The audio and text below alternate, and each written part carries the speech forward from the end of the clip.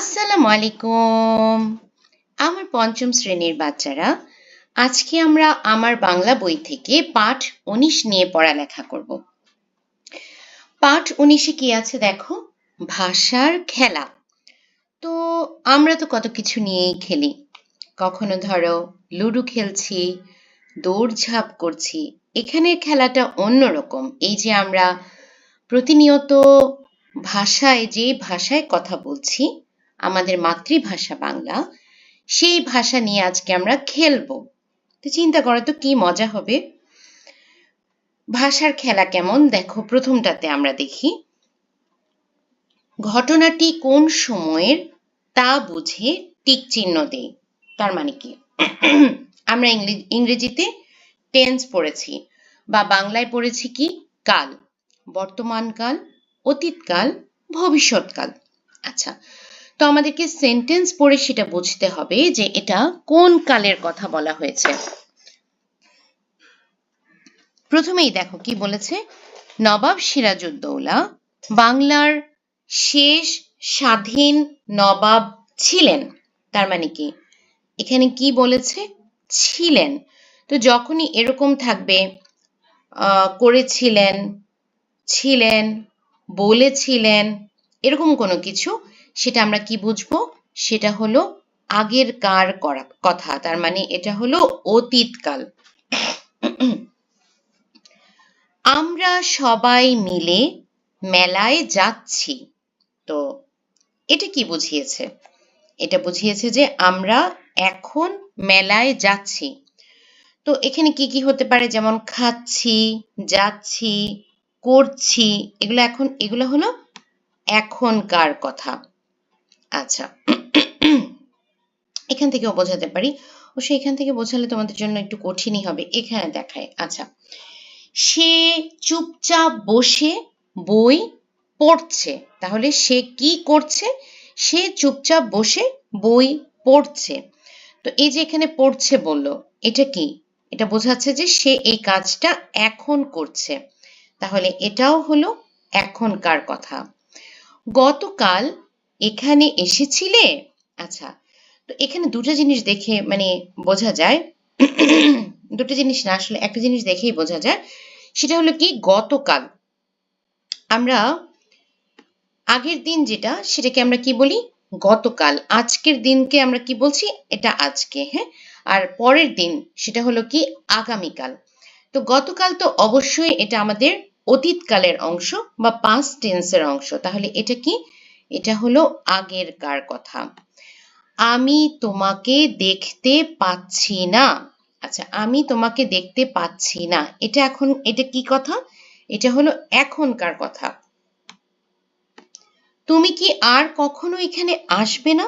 আচ্ছা, তো এটা কি বোঝাচ্ছে, তুমি কি আর কখনো এখানে আসবে না, তার মানে কি এটা ভবিষ্যৎকালের কথা জিজ্ঞেস করছে। তাহলে এটা কি হবে, পরের। তো আশা করি এই খেলাটা তোমরা বুঝে গেছো, রাইট। এখন আমরা গুণ ও বৈশিষ্ট্য লিখব। তো গুণ ও বৈশিষ্ট্য, এখানে কি বলেছে, লোকটি ড্যাশ। এখন এখানে কি জানতে চেয়েছে, লোকটি কেমন। সরি। তো এটা আমরা কি বলতে পারি, এখানে তোমাদেরকে কিন্তু বলে দেয়নি যে এটা কি খারাপ গুণ বলবে নাকি ভালো গুণ বলবে। তো তুমি চাইলে দেখো, এখানে দেখিয়ে দিই। ওয়েল, তুমি চাইলে কি লিখতে পারো, লোকটি ভদ্র। আবার কি লিখতে পারো, লোকটি শান্ত। আবার লিখতে পারো কি, লোকটি বদমেজাজি। হ্যাঁ, তো এটা সে কেমন, এটা তাকে ব্যাখ্যা করছে। আচ্ছা, এরপর এটা দিয়েছে, শরৎকালে আকাশে ড্যাশ মেঘ দেখা যায়। এটা কি বলেছে, কেমন মেঘ। তো আমরা কি জানি, শরৎকালে আকাশে সাদা মেঘ ভেসে বেড়ায়, তাই না।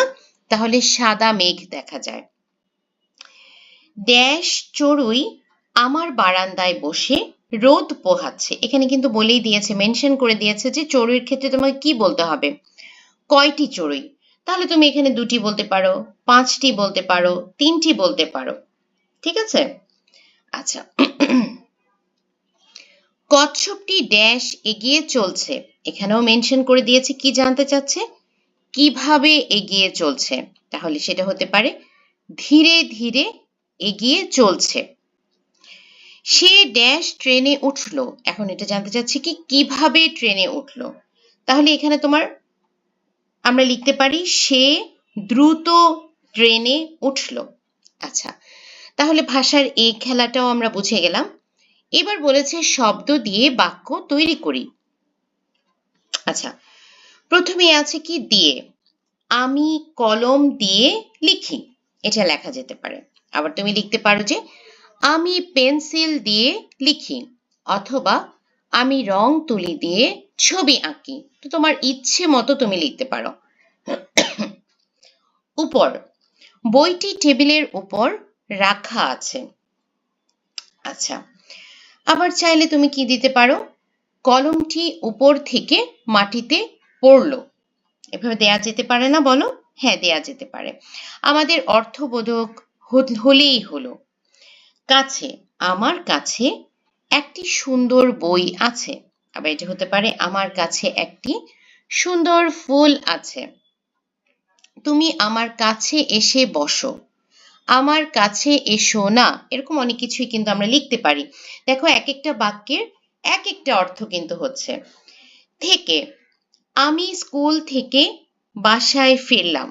আবার কি হতে পারে, আমি মার্কেট থেকে অফিসে গেলাম, এরকম অনেক কিছুই হতে পারে। পক্ষে, আমাদের দলের পক্ষে রহিম বক্তব্য দিল। আবার এটি কি হতে পারে, আমি তোমার পক্ষে আছি, এরকম অনেক কিছুই কিন্তু আমরা লিখতে পারি। সরি। আচ্ছা, এরপরে কি বলেছে, দুটি বাক্য জোড়া দিয়ে একটি তৈরি করি। এটা খুবই মজার একটা খেলা। মিলি খেলছে, আমার মনে হয় যারা বই লেখে তাদের এই মিলি নামটা খুব পছন্দ। প্রত্যেকটা বইতে কোনো না কোনো একটা জায়গায় এই মিলি নামটা কিন্তু থাকবেই, তাই না? আচ্ছা, দেখো এখানে দুটো বাক্য লিখেছে, মিলি খেলছে, শিলা খেলছে। তো একটু খেয়াল করে দেখো, আমরা যদি দুটো বাক্যকে জোড়া দিতে চাই, দুইজনই কি করছে? দুইজনই কিন্তু খেলাধুলো করছে। তাহলে আমরা কি লিখতে পারি, মিলি ও শিলা খেলছে, অথবা মিলি এবং শিলা খেলছে, এরকম করে কিন্তু আমরা দিতে পারি, তাই না? এখান থেকে দেখাই। এরপরটা কি দেখো, আমি পড়া শেষ করব, তারপর খেলতে যাব। তো তার মানে কি, সে আগে পড়া শেষ করবে তারপরে খেলতে যাবে। তো এটাকে আমরা এভাবে কি লিখতে পারি, আমি পড়া শেষ করে খেলতে যাব। গল্পটি পড়লাম, তবে মজা পেলাম না। এখন সে তো গল্পটা পড়ার পরের অংশটাই বলেছে যে সে গল্পটা পড়ে মজা পায়নি, তাহলে আমি এটা কি লিখতে পারি, গল্পটি পড়ে মজা পেলাম না। আমি কবি হতে চাই, তাই বেশি বেশি বই পড়ছি। তো এটাকে আমরা কিভাবে লিখতে পারি, আমি কবি হওয়ার জন্য বেশি বেশি বই পড়ছি। তুমি খেয়ে যাও, নইলে আমি কষ্ট পাবো। তো এখানে কি বোঝাচ্ছে, যে একজনকে অনুরোধ করছে যে সে না খেয়ে গেলে বাসার মানুষজন কষ্ট পাবে, অথবা বাকিজন কষ্ট পাবে। তো সেটাকে আমরা কিভাবে লিখতে পারি, তুমি না খেয়ে গেলে আমি কষ্ট পাবো। সরি। আচ্ছা, এতক্ষণ কি করলাম, দুটো বাক্যকে একটা করলাম, এবার একটা বাক্যকে আবার দুটো করব, এটা আবার আরেকটা খেলা। তো চলো দেখি কি বলেছে, আমি চেষ্টা করেছি বলে সফল হতে পেরেছি। কন্টিনিউয়াস আছে, কন্টিনিউয়েশন আছে, যে সে চেষ্টা করেছে সফল হয়েছে। তাহলে আমরা এই দুটো ব্যাপারকে আলাদা করে দিই, আমি চেষ্টা করেছি, আমি সফল হতে পেরেছি। অথবা চাইলে এভাবেও লিখতে পারো, আমি চেষ্টা করেছি দাঁড়ি, তাই আমি সফল হতে পেরেছি। তালা লাগানো থাকায় দরজা খুলতে পারলাম না। তো এখানে দুইটা গল্প, একটা হলো তালা লাগানোর গল্প, আর একটা হলো দরজা খোলার গল্প। তো কি লিখতে পারি, তালা লাগানো ছিল, দরজা খুলতে পারলাম না। হরিণটি শিকারীর দিকে তাকিয়ে দৌড় দিল। তো এখানে দুটো কাজ কি কি, একটা হরিণ শিকারীর দিকে তাকালো, আরেকটা হলো সে দৌড় দিল। তাহলে কি লিখবো আমরা, হরিণটি শিকারীর দিকে তাকালো, হরিণটি দৌড় দিল। তুমি সেখানে গেলে তাকে দেখতে পাবে। আচ্ছা, তাহলে এখানে হলো যে দুটা কাজ কি কি, একটা হলো সেখানে যাবে, আরেকটা হলো দেখতে পাবে। তাহলে কি লিখতে পারি আমরা, তুমি সেখানে যাও, তাহলে তাকে দেখতে পাবে। সে অনেক ভুল করেও ক্ষমা পেয়ে গেল। এখানে দুটা কাজ কি কি? একটা হলো যে ভুল, আর একটা হলো ক্ষমা। তাহলে আমরা এটাকে কিভাবে লিখতে পারি? সে অনেক ভুল করেছিল, তবু সে ক্ষমা পেয়ে গেল। আচ্ছা, বইতে আবার যাই। আচ্ছা, একই রকম শব্দ খুঁজি। তো এই যে দেখো, এখানে অনেকগুলো শব্দ দেওয়া আছে। প্রথমটা ওরা করেই দিয়েছে, এই যে ঘর, ঘরের সাথে মিলবে কি? বাড়ি। তো আমাদেরকে এইভাবে বাকিগুলো মিলাতে হবে। আমি এখান থেকে দেখিয়ে দিচ্ছি তোমাদেরকে। প্রভাত সকাল, রজনী রাত, পুস্তক বই, অরুণ রবি, কন্যা মেয়ে, দিবস দিন, ললাট কপাল, সমুদ্র সাগর, জননী মাতা, ক্ষুদ্র ছোট, পুত্র ছেলে। আচ্ছা, এটাও বোঝা হয়ে গেল। এবার আমরা যাব হলো মিলিয়ে মিলিয়ে বাক্য লিখি। এটা আরেকটা মজার খেলা। সাধারণত আমরা এই ধরনের বাক্যগুলো বিভিন্ন রকম ছড়া বা কবিতাতে দেখে থাকি। তো চলো দেখি আমরা কি লিখা যায়। প্রথমটা বইতেই করে দিয়েছে, মাছ ধরে জেলে, বল খেলে ছেলে। একটা মিনিট, সরি। আচ্ছা, নীল আকাশে উড়ছে পাখি, দূর গগনে যায় যে ডাকি। ওই দেখো ঘুড়ি, বাতাসে দেয় ওড়া উড়ি। পায় না সে একটুও ভয়, সব কাজে পায় সে জয়। খাচ্ছি আমি পাকা আম, গাইছি আমি মিষ্টি গান। টিক টিক করে চলে টেবিলের ঘড়িটা, ঝিকঝিক করে জ্বলে আকাশের তারাটা।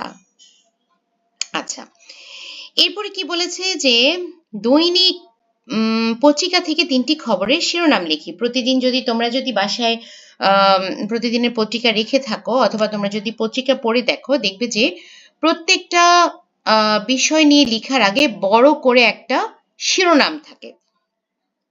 তো সেই শিরোনামে লিখতে বলা হয়েছে কি? দেশ জুড়ে বৃষ্টির সম্ভাবনা, এসএসসি পরীক্ষার ফল প্রকাশ, পদ্মা সেতুতে যান চলাচল স্বাভাবিক। আচ্ছা, এবার আরেকটা মজার খেলা। ছকের নিচে দেওয়া সূত্র অনুযায়ী ছকটি পূরণ করি। আচ্ছা, তো দেখো দুভাবে দিয়েছে, একটা হলো পাশাপাশি, আরেকটা হলো উপর নিচ। পাশাপাশি কোনটা? পাশাপাশি বলতে বোঝায় এটা। উপর নিচ বলতে কি বোঝায়? আচ্ছা, এটা এখানে না দাগিয়ে উপরে দাগাই, তাহলে বুঝতে সুবিধা হবে। হ্যাঁ, পাশাপাশি বলতে বোঝায় এই সাইডটা, আর উপর নিচ বলতে বোঝায় এই দিকটা। তো পাশাপাশিতে কি বলেছে দেখো, আচ্ছা দাঁড়াও। হ্যাঁ, প্রথমে 1 নম্বরে কি বলেছে? মুখমণ্ডল। তো মুখমণ্ডল কি হতে পারে? এটা তোমাকে চিন্তা করে করে বের করতে হবে। আবার যখন উপর থেকে নিচ, তখন কি? দাঁড়ানোর বিপরীত। এখন এভাবে করে তোমাদেরকে এই খেলাটা সাজাতে হবে। তো মুখমণ্ডলের আরেকটা নাম কি? বদন। আচ্ছা,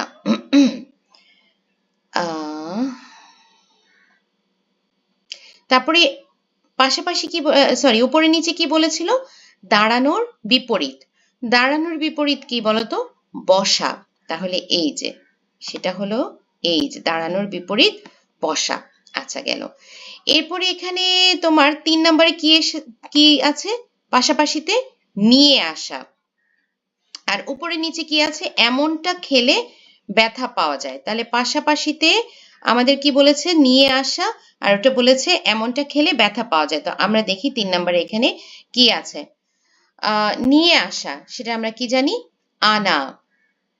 আর ব্যথা পাওয়া যায়, সেটা কি? আছাড়। মিলল? আচ্ছা, তারপরে দেখি আমরা এখানে আচ্ছা, এখানে 2টা আগে করে ফেলি। বাদশাহ যেখানে বসে বিচার করেন, এটা হলো উপরের নিচের 2 নাম্বার। তো উপরের নিচের 2 নাম্বার কোথায় আছে? এখানে। তো চলো তো দেখি কি হয়। বাদশাহ কোথায় বসে বিচার করেন? করেন হলো দরবারে, দরবার। আচ্ছা, গেল। এরপরে কি বলেছে? 5 নাম্বার, জমিতে দেওয়া হয় এমন জিনিস। তো 5 নাম্বারটা কোথায় আছে? 5 নাম্বারটা আমরা এই যে এখানে পেয়েছি। তো জমিতে দেওয়া হয় কি জিনিস? চলো তো আমরা দেখি দ্বিতীয়তে। সেটা হলো সার। মিলল? মিলে গেল। আচ্ছা, গেল। তাহলে যে 6 নাম্বার। 6 নাম্বার দেখো এখানে কি বলেছে? যেখানে আমরা শুই। পাশাপাশিতে বলেছে যেখানে আমরা শুই। আর এখানে বলেছে কি জমি পরিমাপের একক উপর নিচে। তো আমরা 6 নাম্বারে একটু দেখে নিই 6 নাম্বারটা কোথায় ছিল আগে সেটা লোকেট করি। 6 নাম্বার ছিল হলো এখানে। ওকে, এই যে জমি মাপার একক কি? বিঘা। আর যেখানে আমরা শুই সেটা কি? বিছানা। তো এভাবে করে তোমরা দেখবা যে প্রত্যেকটাই কিন্তু তোমাদের মিলে যাবে। যেমন দেখো এখানে আদেশ, এখানে হলো শরীর, তারপরে এটা হলো কি? পরাগ, এটা হলো কি? গগন, আর এখানে কি? যান। ঠিক আছে? তো এইভাবে দেখবে যে তোমাদের কিন্তু মিলে যাবে। আচ্ছা, এরপরে আরেকটা জিনিস আছে খেলা, সেটা হলো একটা গল্পের শুরু বলে দিয়েছে যে এক দেশে এক রাজা ছিল। রাজা তরমুজ খেতে খুব পছন্দ করতেন আমার মতো। একদিন রাজা বড় একটা তরমুজ খেয়ে ফেললেন। তারপরে কি বলা যায়? তো চলো তারপর আমরা এই গল্পটা বানাই বসে বসে। রাজা তরমুজ খেতে খুব পছন্দ করতেন। একদিন রাজা বড় একটা তরমুজ খেয়ে ফেললেন। অতিরিক্ত তরমুজ খাওয়ার কারণে তার পেট ব্যথা শুরু হলো। রাজবৈদ্য এসে তাকে পরীক্ষা করলেন এবং বললেন, একসঙ্গে এত বেশি খাবার খাওয়া ঠিক নয়। রাজা নিজের ভুল বুঝতে পারলেন। এরপর থেকে তিনি পরিমিত খাবার খেতে লাগলেন এবং অন্যদেরও অপচয় না করার পরামর্শ দিলেন। কি সুন্দর একটা শিক্ষণীয় গল্প। আমি শিক্ষণীয় লাইনটাও লিখে দিয়েছি যে কোনো কিছুই অতিরিক্ত করা ভালো নয়। আচ্ছা, হয়ে গেল আমাদের এই ভাষার খেলা। খুব মজার একটা শিক্ষণীয়। আসলে দেখা যায় যে অনেকেই তোমরা এই চ্যাপ্টারটা স্কিপ করে যাবে। কেন? তোমরা চিন্তা করবে কি এখানে তো কোনো শব্দার্থ নেই, এখানে তো কোনো প্রশ্ন উত্তর নেই, আমাকে কেন পড়তে হবে? কিন্তু এই ধরনের চ্যাপ্টারগুলো হলো বেসিক। এই ধরনের চ্যাপ্টারগুলো যদি তোমরা ঠিকঠাক মতো শিখো, তাতে করে তোমরা কখনো কবিতা লিখতে চাইলে সেটা তোমরা বুঝতে পারবে। তারপরে অতীত ভবিষ্যৎ আমরা যেভাবে ঠিক করলাম, লাইনগুলো শিখলাম, সেটা শিখতে পারবে। বাক্য গঠন তোমাদের জন্য সহজ হবে। তারপর যে লাস্টে যে খেলাটা করলাম সেটাও তোমাদের জন্য সহজ হবে। যাই হোক, আজকের মতো এখানে শেষ করি। সবাই সুস্থ থেকো, ভালো থেকো, আমার জন্য দোয়া করো। আল্লাহ হাফিজ।